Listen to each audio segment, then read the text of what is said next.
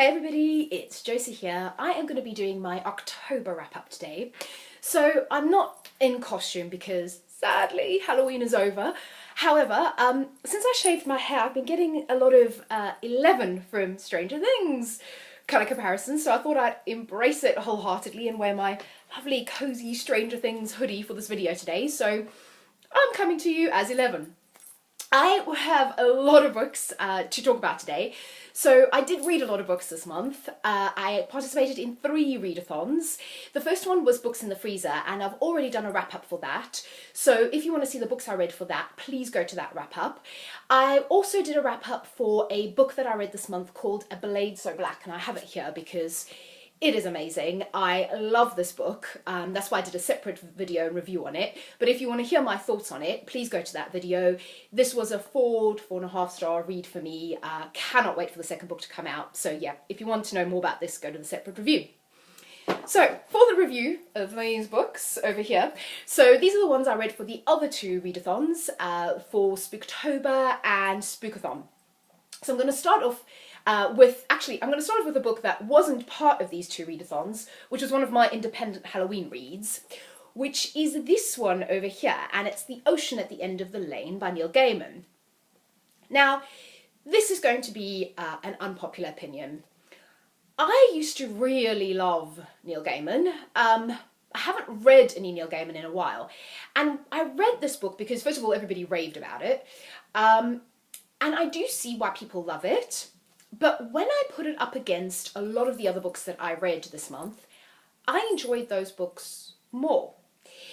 And I don't know if it's just because I've gotten a bit older, maybe it's this particular book, but then I also read Coraline and Other Stories for Books in the Freezer, and I initially gave that 4 stars, but actually on contemplation, particularly the other stories, I would knock that back as well. And this one over here, I think from a plain fantasy horror novel point of view, I would only give it a 3.5.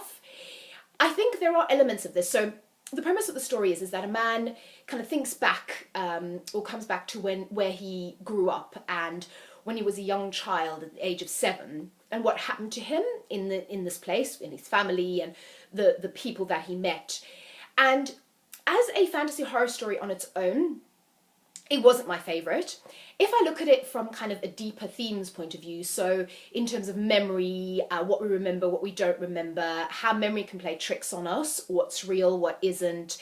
If you take some of the events of this as almost like a metaphor of a traumatised child, I thought that was really clever, and I don't know if that was Neil's interpretation or if that was Neil's kind of, if that's what he wanted to do when he set out to write the book, but that's kind of how I read it now, how I interpreted it, and from that point of view it was really good. But yeah, stacked up against some of these other books that I really enjoyed, I would only give this 3.5 stars.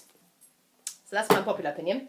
So the next ones, it was a good reading month, I think. These books, I think almost all of them are 4 stars and a 5-star read as well. I really enjoyed them, had a great time reading all of these kind of horror fantasy. So the first one I'm going to start off with is this one here, Never Will Awake by Marisa Pessl. I read this as part of Spookathon, and this one was really good, 4 stars for me. I haven't read her other book, Night Film, which a lot of people kind of compare this to, so I was kind of coming at it from fresh eyes. But this one is about a group of friends. They're in a car accident and they wake up in this netherworld wake, which is almost like a limbo state, if you want to call it that. And they basically have to decide, one of them gets to live and the others will die and pass over. So while they're in this state, they have to decide that. B, it kind of has a few elements of Groundhog Day where they can repeat the same days, it all kind of loops and they play with time, which I really like. I like that element. And I like the whole idea of kind of a do-over. So I always thought as a special power I would love kind of erase and rewind. So for example, if you're going to ask a cute girl out and she says no, you can kind of go, great, do that over, save myself some embarrassment, find someone else. That would be really fun. So I like that kind of idea of that and playing with that. I also like the fact that interwoven in this was one of the main characters, her boyfriend, died, I think it was about a year previously, and although it was ruled a suicide, they're not entirely sure what happened to him, and that kind of mystery weaves its way through the book, and they're trying to work out what happened to him, and they think that that's kind of a key to defeating or getting out of this Neverworld wake as well. So I really enjoyed this. Also, beautiful cover on this book. Really love this cover. So 4-star read for me. The next one, this book really surprised me. Now, I think I said in my TBR, I was really looking forward to this because the premise is basically characters called Hell. She is the ruler of Hell, of darkness. And I'm a massive Lucifer geek, so that idea really appealed to me, and that's why I picked up the book. However, Monstrous Child by Francesca Simon is so much darker than that. And it's a YA book, and I thought it was going to be more sort of fun kind of horror. And I found myself at times almost crying in this book. And it is dark. It plays with a lot of themes. Now you can read it, I suppose, just as a horror fantasy novel. But the idea of, so our main character Hel is the daughter of a god and a giantess. Stay with me. And the gods banish her to Hell, to rule over Hell, because she is different. And her brothers, actually, they're seen as monsters by the gods, the bright, shiny, beautiful gods.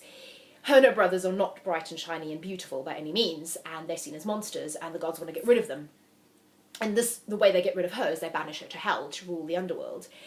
And I think that in itself, playing with that idea of people being different, of appearances, of, you know, that kind of abandonment, loss. Her parents totally abandon her, loss of a parent, abuse. There's some really dark themes, depression. I just thought this was fantastic. It surprised me on so many levels. It's a gorgeous book. It's beautifully written. Some of the language is stunning in it. 5-star read. I cannot recommend this enough. It's quick as well, and there's illustrations in this book, so each chapter has a beautiful illustration in it.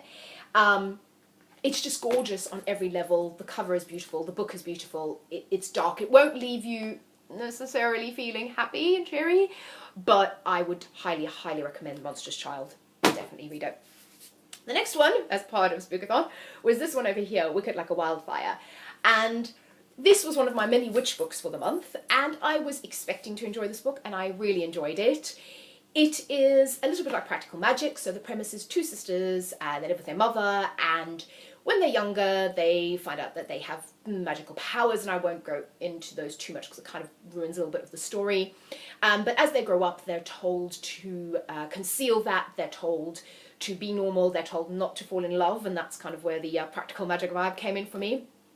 But I think that this book, it goes a lot darker. So what happens, and what really kind of kicks the story off, is that they found their mother beaten to almost death in the cafe that she owns, and they have to go and find out what happens to her, and then they find out about their family and about what's really going on, and there's a lot of really beautifully written and very imaginative magic in this book. So it's less magical realism but more magic. And I loved the fact that it was set in Montenegro. You don't get many books, or certainly I haven't read many books set in Eastern Europe. Usually it's the US or the UK, which I thought was a really nice element. It is very lyrically written. There are some really beautiful passages in this, and some beautiful descriptions. It has a sequel, which I will be reading. And then the other thing that I loved about this is there is a gorgeous queer romance in it. So 2 lovely ladies falling in love, not insta-love, which is great. And it's really, really beautiful. So all round, a book that I loved, another 4-star read for the month. So the next one, so this one, I'm giving this, I think, 3.5 to 4 stars. So this book is actually a true story about Alice and Freda, set in 1892 in the US.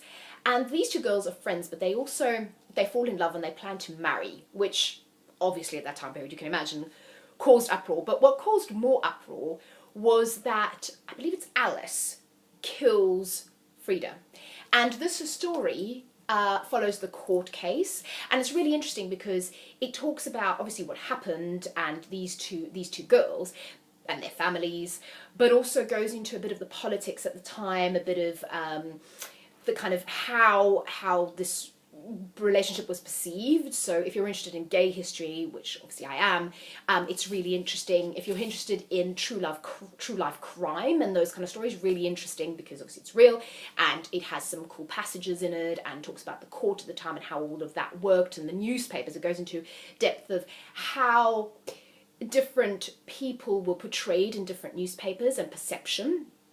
How women are perceived at the time as well.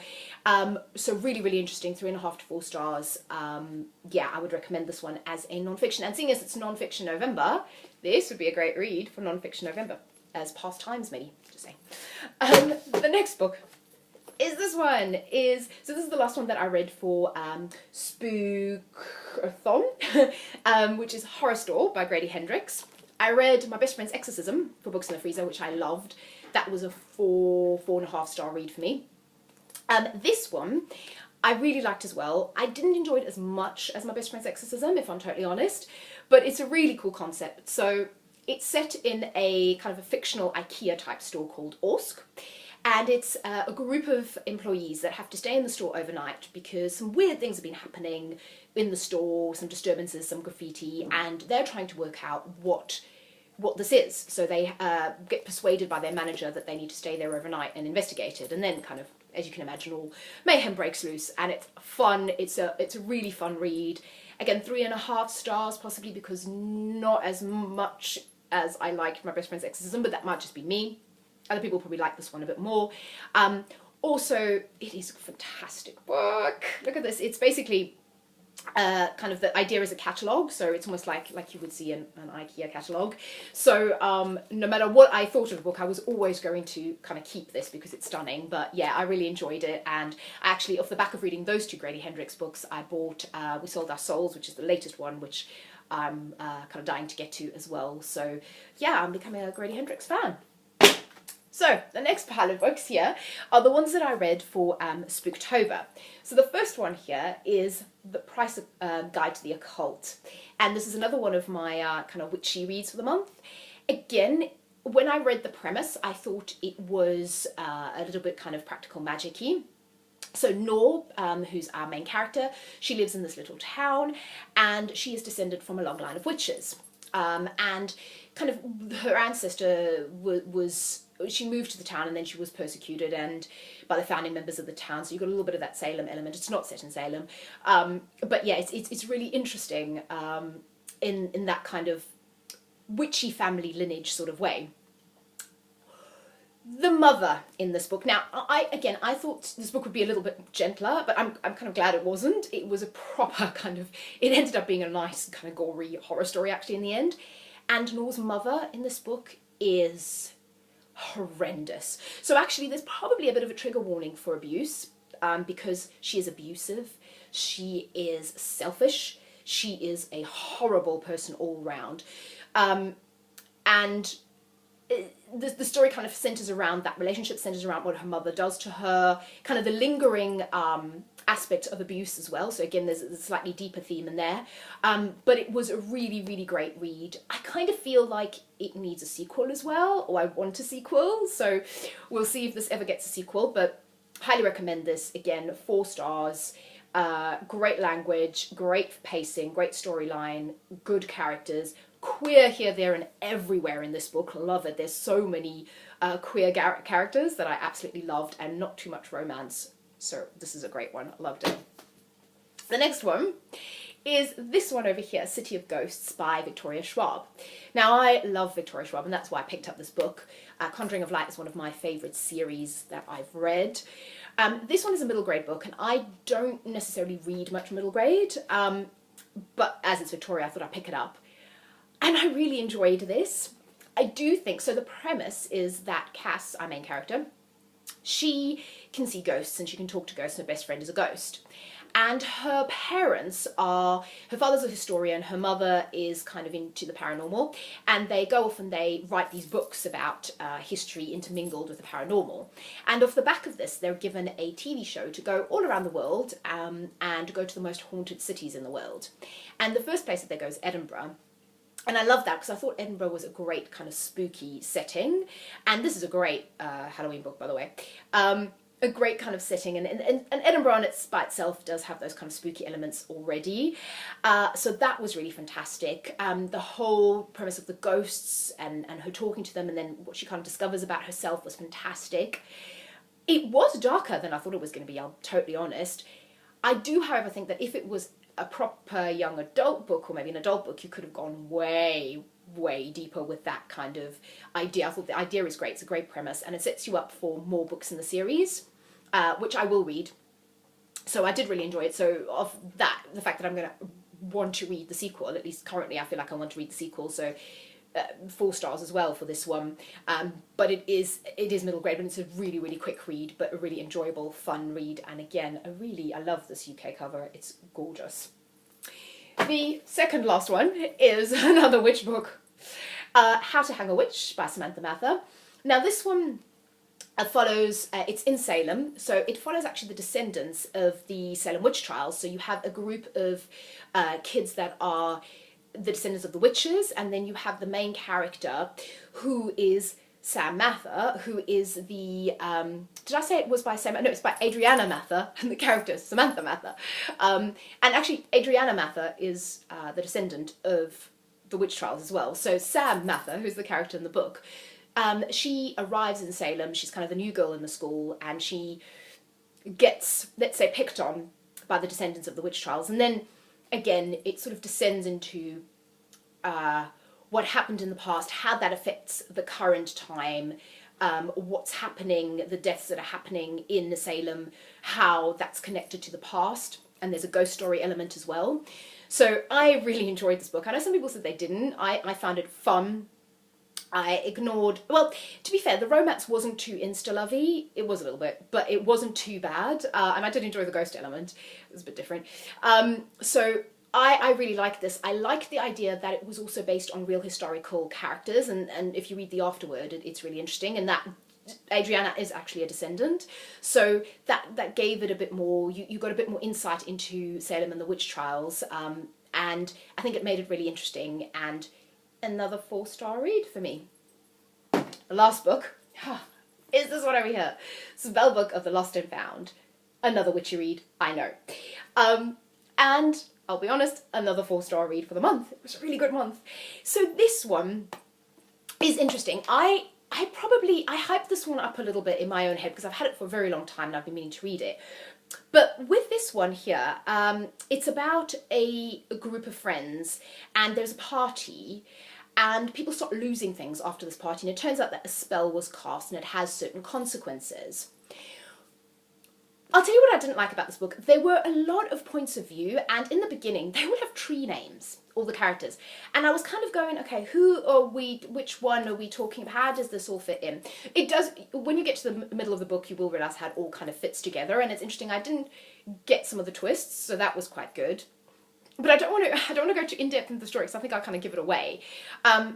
I do recommend it. I think it's a great read. It has lots of magic. It has lots of really strong female characters. And again, there's a great queer romance in here, which I loved. And there's great representation. So again, wonderful book for representation. The little queer witch in me loved it. So yeah, but just be aware, there's lots of different points of view. And the names I find got a little bit confusing. I also felt like there could be a sequel again. So there might be one. But I love that. So that was it. That's it for the month. I hope you enjoyed Halloween. Have a great November, and I'll be back with my TBR video soon. See ya. Bye.